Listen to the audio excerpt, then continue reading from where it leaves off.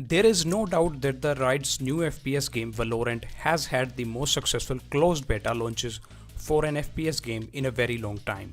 Valorant releases just a few days ago on June 2nd, 2020. The popularity of this new game has hardly wavered.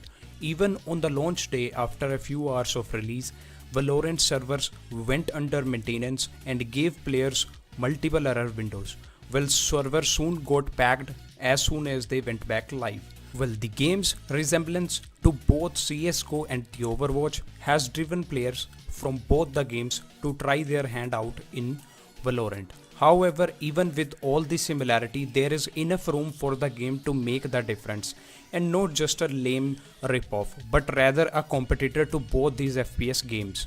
In last 30 days, CSGO has lost over 74,000 players, which is approximately 8.73% of the total players. Valorant's popularity spiked also because when the game developers announced last month that they will not take months to release the game, but rather they would launch the game a couple of weeks later on the June 2nd.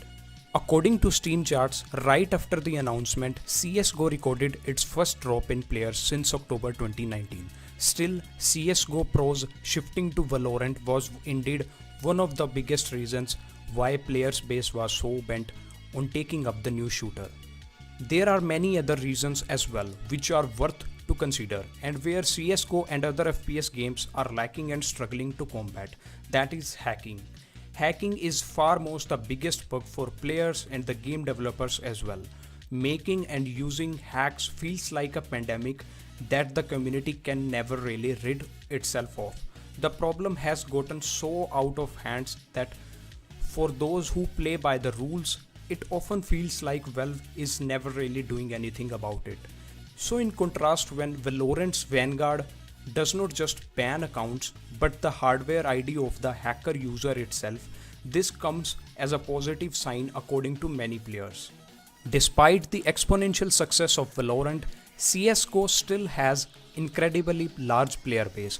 Though the total number of players may be on the decline, there still isn't much reason for the CSGO fans to panic about, as the game still draws in over 1 million active players every day, even 9 years after its release, and we don't feel that it will be dying out anytime soon. However, Valorant seems to be here to stay. If you want to see more gaming related videos, then make sure you subscribe to Baytron, and if you like this video, then hit the like button and comment if you have any suggestions.